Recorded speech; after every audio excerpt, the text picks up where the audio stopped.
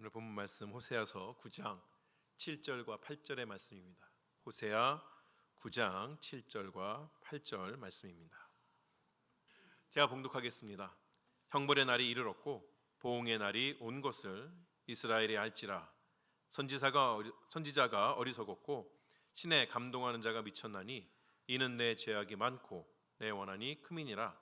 에브라임은 나의 하나님과 함께한 파수꾼이며 선지자는 모든 길에 새 잡는 자의 그물과 같고 그의 하나님의 전에는 원한이 있도다. 아멘. 지난 한 주간 잘 지내셨습니까? 진짜 잘 지내신 것 같네요. 하나님께서 여러분에게 또 풍성한 은혜를 베푸셨는지 또 궁금하기도 합니다. 우리가 이제 하나님의 은혜를 이야기할 때 어떤 기준으로 우리가 하나님의 은혜를 받았다 또는 하나님의 은혜가 우리에게 주어지지 않았다 이렇게 이야기를 할까요? 어떤 일이 우리에게 일어날 때에 정말 하나님께서 나를 사랑하시는구나, 나에게 깊은 은혜를 주시는구나, 그런 이야기를 할까요? 여러분에게 있어서 인생의 형통이라는 것은 어떤 의미가 있습니까? 어떤 때 여러분은 내 인생이 정말 잘 되어가고 있다라고 그렇게 생각을 하시는가요? 오늘은 좀 이런 이야기를 해보려고 합니다. 오늘 우리가 함께 이제 호세아 9장 전체를 우리가 쭉 볼 수 있도록 그렇게 하겠습니다. 이제 호세아 9장은 그 시작이 잔치를 여는 그러한 이스라엘의 모습으로 이야기가 시작이 됩니다. 1절을 우리 다 함께 보실까요? 1절 제가 읽겠습니다. 이스라엘아, 너는 이방 사람처럼 기뻐 뛰놀지 말라. 내가 음행하여 내 하나님을 떠나고 각 타작마당에서 음행의 값을 좋아하였느니라. 이스라엘에게는 여러 그러한 절기들이 있습니다. 하나님께서 내려주신 절기들이 있는 것이죠. 그런데 오늘 이 9장의 말씀에 포도가 언급되는 것을 보니 아마도 이 지금 9장의 배경이 되는 것은 초막절일 것 같습니다. 이 초막절이라 하는 그러한 절기는 이스라엘 절기 중에서 이스라엘이 출애굽을 하여서 광야에서 초막, 우리말로 하면 천막이죠. 이 천막을 치고 살던 그때를 기억하고 기념하면서 지내는 절기입니다. 이스라엘이 소막절을 지킬 때에 광야에서 아무것도 없었던 그 광야에서 그들을 먹이시고 입히셨던 그 하나님의 은혜를 기억하게끔 하는 것이죠. 이스라엘이 아무것도 나지 않는 광야에서 변변한 집 한 칸 없이 초막을 의지하면서 살았다가 그러나 그 광야를 40년의 길을 다 지나고 약속의 땅까지 올 수 있었던 것은 오로지 하나님의 은혜라는 것을 자신뿐만 아니라 자신의 자손들에게도 그 후대에게도 계속해서 그 절기를 통하여서 알려주어야만 했던 것이죠. 여전히 지금 가나안 땅에 이스라엘이 가나안 땅에 살고 있지만 여전히 그들이 누리는 그러한 그 땅에서의 안전함과 풍성함도 하나님께서 주시는 것을 알아야 하는 것입니다. 이 초막절은 이 1년의 모든 농사가 끝이 나는 그 이전에 맥추절 그렇게 되면 보리와 밀을 거두게 되지만 이 초막절 때가 되면 과실을 거두게 되는, 그래서 한 해의 모든 농사가 맞춰지는 가장 풍성한 때에 있었던 절기이니만큼 은혜를 주신 하나님, 우리를 입히시고 먹이시는 그 하나님, 또 이렇게 풍성함을 주신 하나님, 그런 하나님을 기억하면서 즐겁게 잔치를 해야 하는 그러한 때가 바로 이 초막절입니다. 레위기 23장 40절에 이 초막절에 대한 규례에 대해서 어떻게 초막절을 지킬 것인가에 대한 이야기들이 나오는데 거기에서도 기쁨이 강조되는 것을 볼 수 있습니다. 레위기 23장 40절을 제가 읽겠습니다. 첫날에는 너희가 아름다운 나무 실과와 종려나무 가지와 무성한 나무 가지와 신의 버들을 취하여 너희의 하나님 여호와 앞에서 이레 동안 즐거워할 것이라. 즐거움을 가지는 것이 초막절인 것이죠. 레위기가 말하는 초막절의 규례에서도 알 수 있는 것처럼 기쁨으로 하나님 앞에 나아가야 하며 자기와 자기 가족들뿐만 아니라 주위에 있는 모든 사람들이 하나님 앞에서 함께 즐거워할 수 있도록 애쓰는 것이 초막절입니다. 그런데 이렇게 기쁜 날 당연히 즐거워야 하는 그때에 선지자는 이스라엘 사람들에게 기뻐 뛰놀지 말라고 이야기합니다. 그 이유가 무엇일까요? 지금 이스라엘이 누리는 풍요로움은 진정한 신앙 가운데 하나님께서 주신 은혜로 받은 것이 아니라 이방 사람들의 방법을 따라서 하나님 옆에 우상을 가득 가져다 놓고 그들을 따름으로 인하여진 풍요로움 때문이기 때문에 그렇습니다. 선지자는 이런 이스라엘의 모습을 하나님을 떠나서 음행하고 있다, 풍요에 눈이 멀어서 우상들에게 자신을 바치고 장녀가 받는 화대처럼 몸값을 받고서는 기뻐하고 있다, 이렇게 말을 하고 있는 것이에요.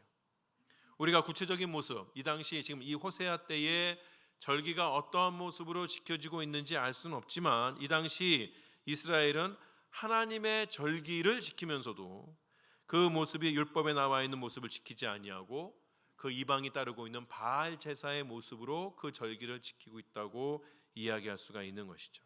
그러면서도 그래도 우리는 하나님의 절기를 지키고 있다, 그렇게 착각하고 있는 것입니다. 눈앞에 보이는 풍요로움에 취해서 자신들이 어떤 일을 하고 어떤 삶을 살고 있는지 제대로 보지 못하고 있다는 것이에요. 이스라엘이 이렇게 정신 차리지 못하고 있을 때에 하나님의 말씀을 받은 선지자는 이스라엘에 대한 하나님의 심판이 어떻게 임할지를 전해주게 됩니다.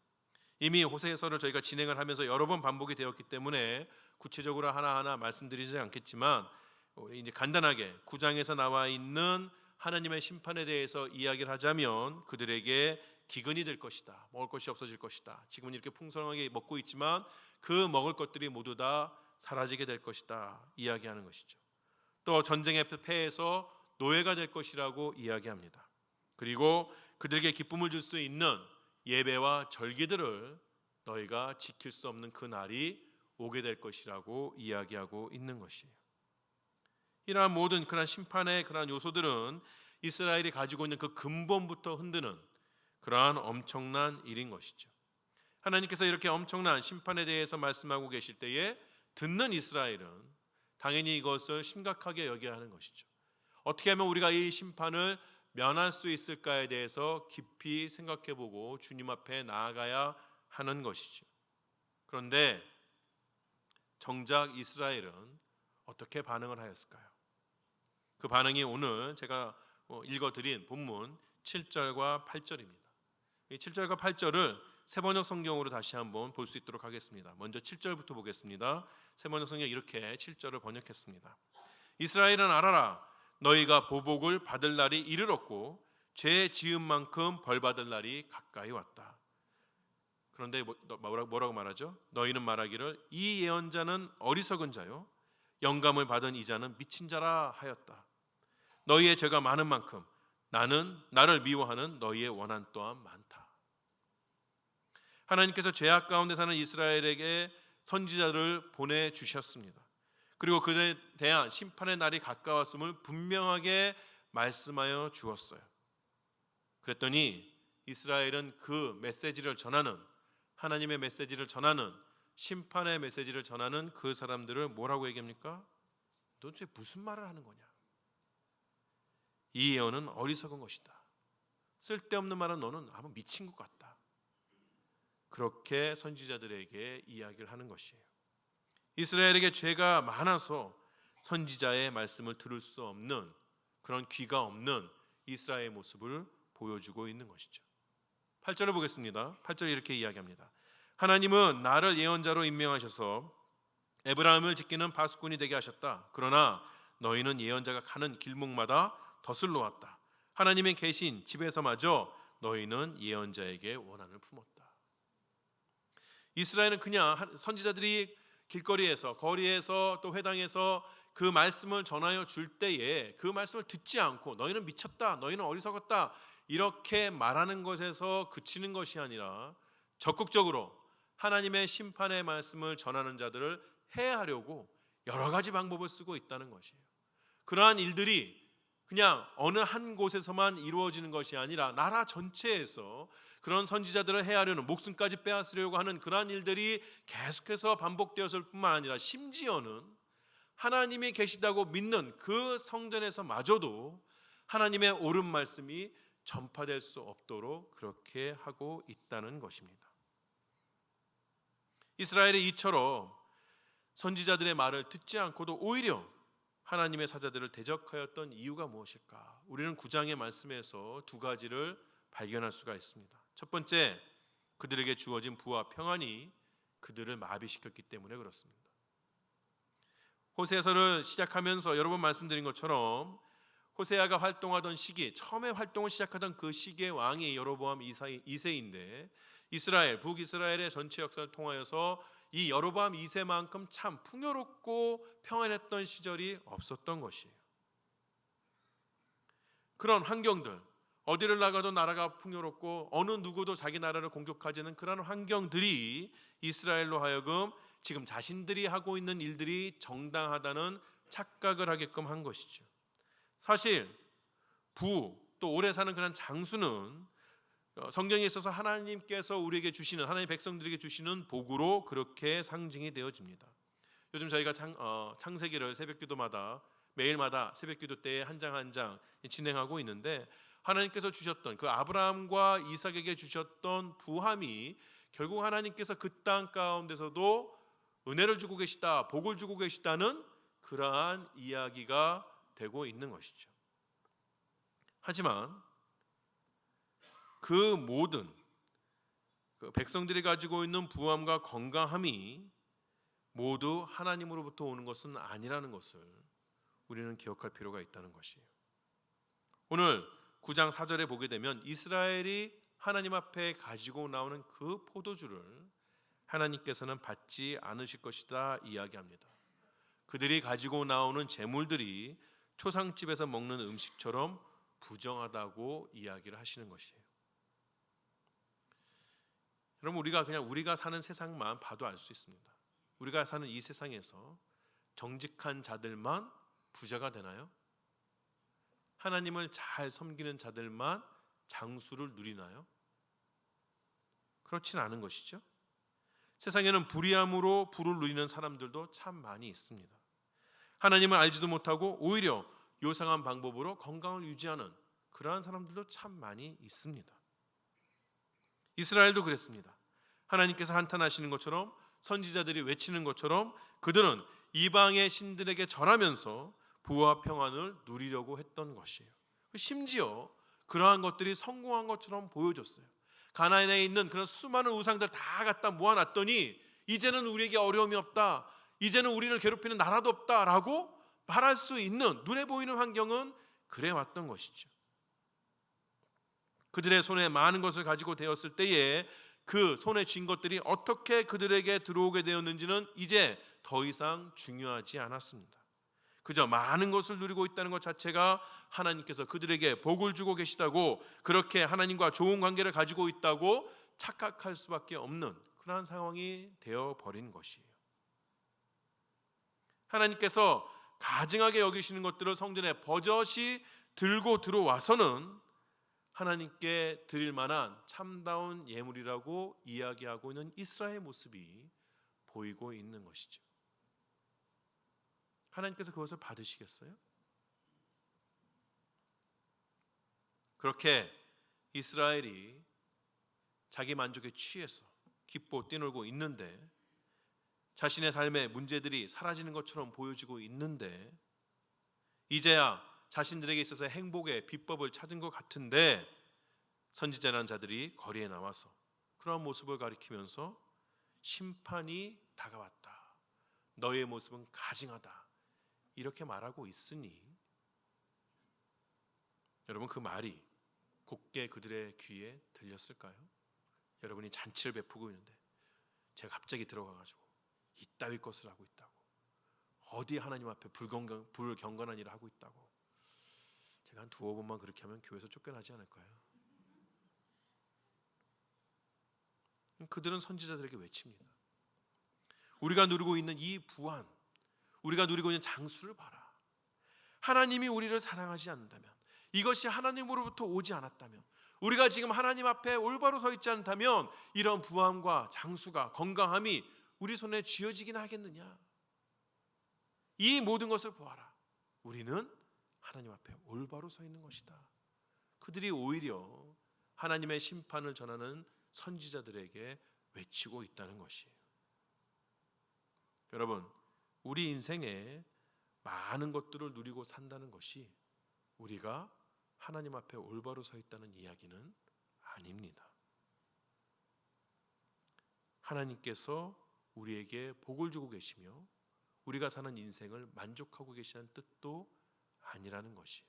그럴 수도 있지만 아닐 수도 있다는 것을 우리는 늘 기억해야 하는 것이죠. 두 번째 이스라엘을 착각하게 만든 이유는 그들이 하나님께서 기뻐하셨던 그 과거에 여전히 살고 있다는 것이에요. 10절의 상반절만 제가 읽어드리겠습니다. 옛적에 내가 이스라엘을 만나기를 광야에서 포도를 만난같이 하였으며 너희 조상들을 보기를 무화과 나무에서 처음 맺힌 첫 열매를 봄같이 하였다. 여러분, 광야가 어떤 곳입니까? 서부의 총잡이 영화 같은 데 보시죠. 아무것도 없는데 가시덤불만 들들들 바람에 흘려서 돌아다니는, 물론 이스라엘의 광야가 그거보다는 좀 다르지만 비슷합니다. 아무것도 없는 곳이에요. 물 하나 구하는 곳조차 어려운 곳이 광야인데 그 광야에서 탐스러운 포도나무를 발견하게 되었다. 포도성인을 따서 먹게 되었다. 얼마나 기쁠까요? 얼마나 귀할까요? 하나님께서 처음에 이스라엘을 가리켜서 너는 나의 백성이라고 말씀하실 때에 그만큼 귀하게 여겨주셨다는 것이에요. 무화과 나무에서 처음 맺힌 그 열매들 얼마나 귀한 것일까요? 겨울 내내 그 무화과 나무의 열매를 마음에 가졌어도 그러나 먹을 수 없었으나 이제 첫 열매가 맺혀지기 시작했다. 드디어 이 무화과 나무의 첫 열매를 맺히는 것처럼 우리에게도 풍성함이 오겠구나, 좋은 것이 주어지겠구나, 이러한 생각들을 하게끔 되는 것이죠. 얼마나 반가웠을까요? 설레임과 기쁨을 주는 그러한 존재가 바로 하나님에게 있어서 이스라엘이었다는 것이에요. 이스라엘은 하나님 앞에 그런 존재였습니다. 정말 보기만 해도 귀하고 기분 좋고 그런 존재였어요. 이 모든 것들이 다 이제는 과거형인 것이죠. 하나님께서 이스라엘을 귀하게 여겨줬음에도 불구하고 부끄러운 우상에게 자신들을 내던졌기 때문에 하나님 앞에 귀하고 존귀한 존재라는 것은 그저 그들이 가졌던 과거형일 뿐이에요. 그런데 이스라엘은 여전히 자신들이 하나님 앞에서 잘나고 하나님은 여전히 그들을 귀하게 여겨주시고 심판을 내리실 일이 전혀 없다고 착각하고 살고 있는 것이죠. 이러한 이유들 때문에 이스라엘은 선지자들이 아무리 외쳐도 자기 자신의 모습을 발견하지 못했습니다. 하지만 그러한 이스라엘에 대해서 하나님은 매우 단호하십니다. 9절을 함께 보시겠습니다. 그들은 기브아의 시대와 같이 심히 부패한지라 여호와께서 그 악을 기억하시고 그 죄를 벌하시리라. 여기서 말하는 기브아 시대란 사사기 19장에서부터 21장까지를 배경으로 나오는 사건입니다. 시간 관계상 그것들을 자세하게 설명할 수 없지만 이러한 사건들의 원인, 하나님 앞에서 벌을 받게 되는 원인, 나라의 큰 일이 일어났던 원인은 기브아 사람들이 가지고 있었던 이기심, 성적인 타락, 그리고 그들이 가졌던 잔인함 때문에 이스라엘에 매우 어려운 일이 있어진 것이죠. 그 사건의 결과로 이스라엘의 12지파 중에 하나였던 베냐민 지파가 거의 다 멸절당할 위기까지 놓였던 것이에요. 하나님께서 지금 이 호세아 9장에서 그 기브아 시대를 이야기하시는 것은 지금 이스라엘의 죄가 그 기브아 사람들의 죄와 같다는 것이죠. 풍요로움을 누리고 있지만, 평안함을 누리고 있을지 모르지만, 그러나 이스라엘 그 안에 이웃을 돌보지 않고 오히려 잔인하게 서로를 대하는 그러한 일들이 있다는 것이에요. 그 안에 성적인 타락은 말할 수도 없다는 것이죠. 하나님께서는 그들의 그러한 악함을 기억하시고 반드시 심판하시겠다고 말씀하시는 것이죠. 이스라엘의 12지파 중에 하나인 베냐민 지파가 거의 멸절당하는 것처럼 지금 이 이스라엘도 많이 죽임을 당하고 나라를 빼앗기고 포로로 잡혀가는 일들이 곧 올 것이라고 하나님께서 말씀하여 주고 있는 것이에요. 참으로 무섭고 비참한 미래가 올 것이라고 하나님께서 말씀하신 것이죠. 여러분, 심판은 반드시 옵니다. 하나님이 그냥 말뿐으로 우리에게 겁을 주시기 위해서 이런 말씀을 하시는 것이 아니라는 것을 우리는 지금도 기억할 수가 있어야 하는 것이에요. 심판의 날은 분명하게 옵니다. 그 심판의 날을 하나님 앞에 바로 서서 준비할 수 있지 않으면 우리에게도 어려움이 닥칠 수밖에 없다는 것이에요. 이렇게 심판의 말씀이 주어집니다. 이스라엘은 듣지 않지만 하나님은 말씀하신 그 심판을 향해서 하루하루 진행해 나아가고 계시는 것이에요. 그렇게 하나님의 심판의 계획이 호세아 선지자에게 주어지게 되었을 때에 호세아 선지자는 어떻게 반응을 하고 있나요? 여러분이 만약에 호세아 선지자라면 어떻게 반응하겠습니까? 아브라함이 소돔과 고모라에 대한 심판의 이야기를 들었을 때처럼 그렇게 반응하지 않겠어요? 하나님, 그래도 의인들은 구해주셔야 되죠. 하나님, 심판을 조금이라도 미뤄서 더 많은 사람이 살아날 수 있도록 해주셔야 되지 않겠습니까? 우리도 그렇게 간구하지 않겠습니까? 14절을 보시죠. 제가 14절을 읽겠습니다. 여호와여, 그들에게 주소서. 무엇을 주시려나이까? 아이 베이지 못하는 태와 젖없는 유방을 주시옵소서. 호세아는 이렇게 하나님의 심판에 대해서 반응합니다. 호세아는 놀랍게도 하나님께서 예비하신 그 벌을, 그 심판을 이스라엘에게 내려달라고 기도합니다. 호세아는 특별히 아이 베이지 못하는 태와 젖없는 유방을 달라고 요청하는데, 이것은 여러분 창세기에 하나님께서 하나님의 백성들에게 복을 내리실 때에 창세기 49장 29절에 그 복에 대해서 쭉 나오는데 그 중에 하나가 바로 젖먹이는 복과 태의 복입니다. 근데 호세아는 기도 가운데서 하나님, 이 이스라엘이, 말하여도 듣지 못하는 이 이스라엘이 그러한 복을 받을 만한 이스라엘이 아닙니다 라고 이야기하는 것이에요.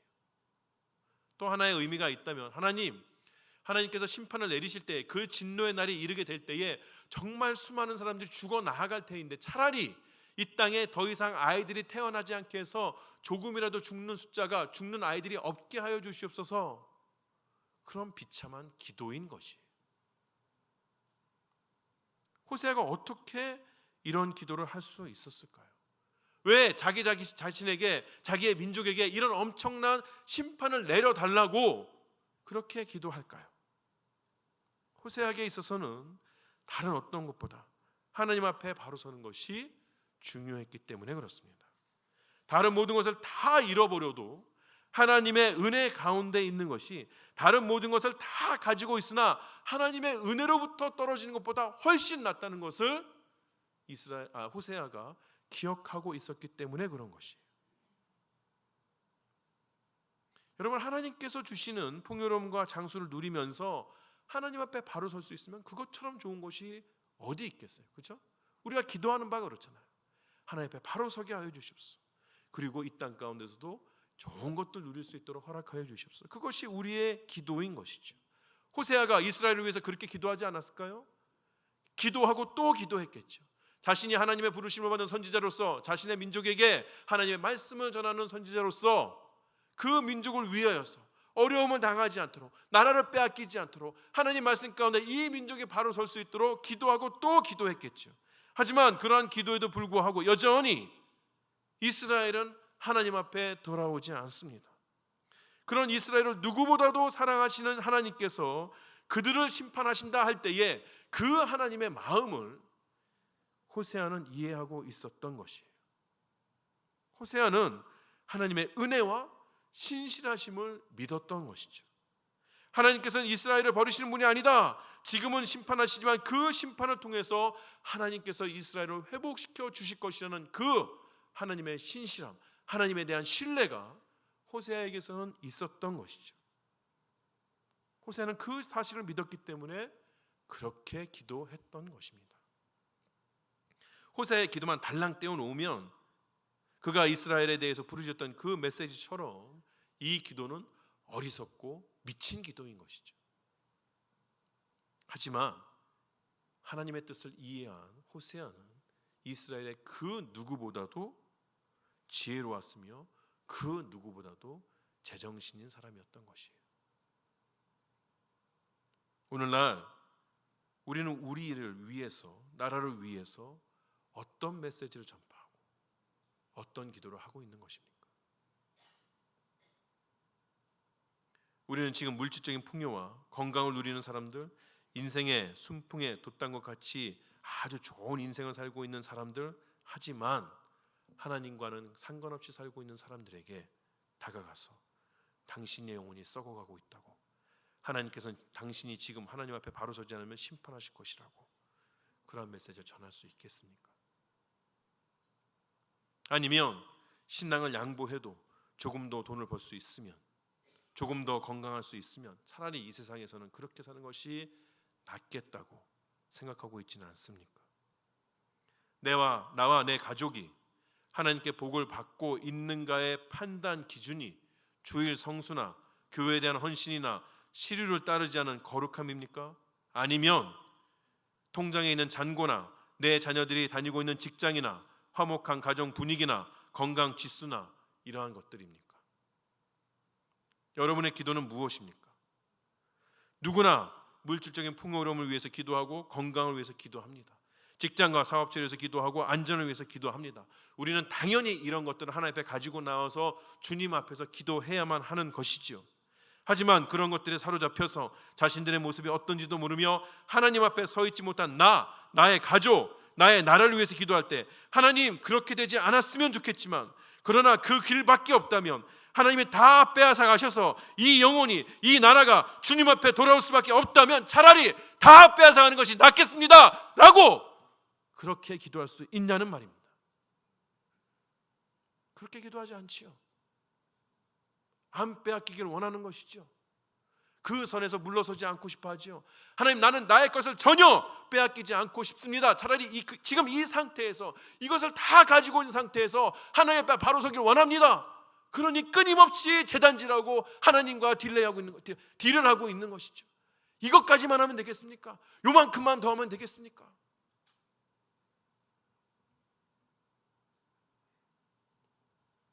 그런 기도를 주저주저 하게 되는 이유가 무엇입니까?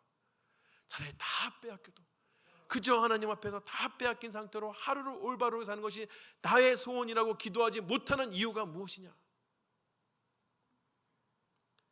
어느새 우리도 모르는 사이에 삶의 물질이, 우리가 누리는 건강이, 나의 삶에 있어서의 안전이, 우리가 누리고 있는 가정의 화목이 하나님을 대신해서 나의 우상이 되어버렸다는 것이에요. 그거 없이는 내가 행복할 수 없다고 생각하는 것이죠. 그것이 없는 나의 삶은 성공한 삶이 아니라고 이야기하는 것이죠. 그러니 그것이 나에게 꼭 필요한 것이죠. 사실 저는 이러한 메시지를 전할 때마다 정말 많이 고민합니다. 제 인생에 굴곡이 없었을까요? 있었겠죠. 있었겠죠가 아니라 있었습니다. 제 인생에도 어려움이 나름은 있었습니다만, 그러나 정말 어려움 겪는 그러한 분들의 이야기에 비교해 볼 때 세 발의 피입니다. 그렇게 어려웠던 것 같지 않아요. 살면서 먹을 거 그렇게 심히 걱정해 본 적도 없고 많은 사랑을 받고 살았습니다. 또 지금도 그렇게 삽니다. 그래서 제가 이런 이야기 할 때 모든 걸 다 빼앗겨도 하나님 앞에 하루를 올바로 사는 것이 낫다고 이야기할 때 마치 뭐라 그러죠? 어려움을 몰라서, 세상의 쓴맛을 몰라서 부잣집 도련님 투정하는 것처럼 그런 말 하는 것은 아닐까, 그런 생각이 들어요. 우리 어르신들한테서 가난의 이야기를 듣고 전쟁의 이야기를 들으면 정말 내가 그렇게 기도해도 될까, 그런 생각도 듭니다. 그런데 성경은 우리에게 그런 극한 상황을 하나의 어떤 개념이나 환상으로, 하나의 가르침 정도로 이야기하지 아니하고, 오늘 호세아 선지자에게 주신 그 미친 메시지, 그 미친 듯한 기도가 실제로 역사 가운데 일어난다고 우리에게 증거해주고 있는 것이에요. 호세아도 그냥 입 바른 소리로 기도한 것이 아니라 정말 그것이 그의 삶에 이루어질 것인 것을 알고 기도했던 것이에요. 호세아뿐만이 아닙니다. 하박국 선지자도 그렇게 기도했습니다. 여러분이 하박국서 이렇게 이야기하면 하박국서에서 어떤 구절이 유명할까? 하박국서 3장 이전에 나오는 여호와여 주는 주의 일을 이 수년 내에 부흥케 하옵소서. 부흥 찬송에도 나오는 것이죠. 또 3장 마지막 부분에 비록 무화과 나무가 무성하지 못하며 포도나무 열매가 없으며, 그 후반 마지막 부분들 우리가 잘 아는 그런 부분들입니다. 근데 그 둘 사이에 하박국의 기도가 있는데, 그 하박국의 기도가 어떤 내용인지 혹시 아세요? 무엇을 하박국은 부흥케 해달라고요. 무엇을 이루어 달라고 기도했던 것일까요? 하박국 3장의 그 기도 가운데는 주의 심판에 대한 이야기가 나옵니다. 땅들이 흔들리고 산들이 무너지는 심판입니다. 질병을 앞세우고 역병이 창궐하는 심판입니다.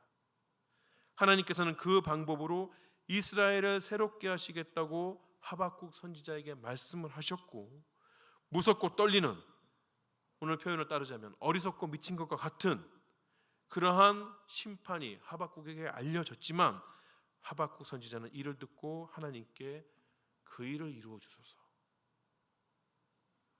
그렇게 기도하는 것이에요. 자신의 민족 이스라엘을 심판해 달라고 기도하는 것이에요. 호세아나 하박국 선지자가 자기하고 자신의 가족들은 그 심판의 범위에서부터 살짝 빼어놓고 마치 강 건너에 불 구경하는 것처럼 저들을 심판하여 주시옵소서, 그렇게 말하지 않았습니다. 선지자와 그의 가족들도 그 심판 범위 안에 있었어요. 선지자의 기도 때문에 선지자 자신이 모든 것을 빼앗기고 잡혀야만 가는 그런 어려움 가운데 있어 왔던 것이에요. 하지만 그런 것들을 선지자들은 심판을 피하려 하지 않았습니다.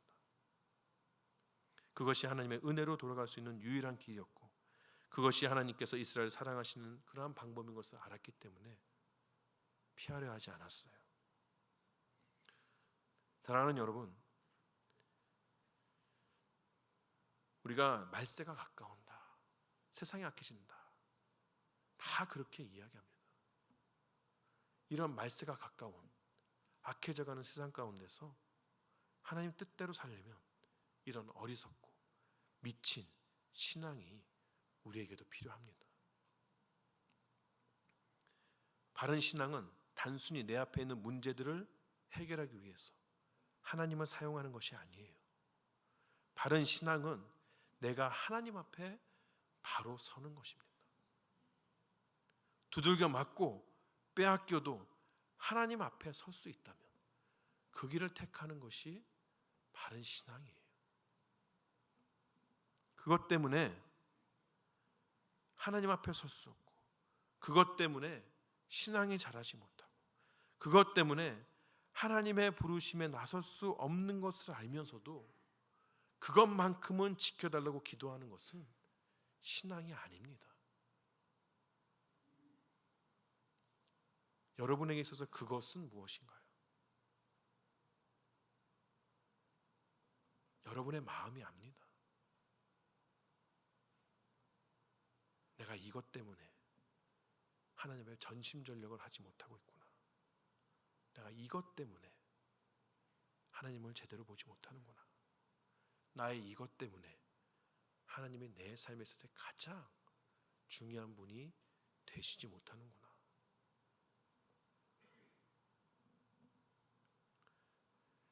그것을 내려놓으신 여러분 되시기 바랍니다. 그것이 없어도 행복할 수 있습니다. 아니, 그것이 없어야 하나님의 크신 은혜와 사랑을 경험할 수 있습니다.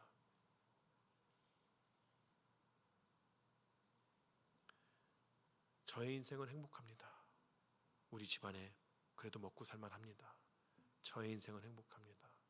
저는 복받았습니다.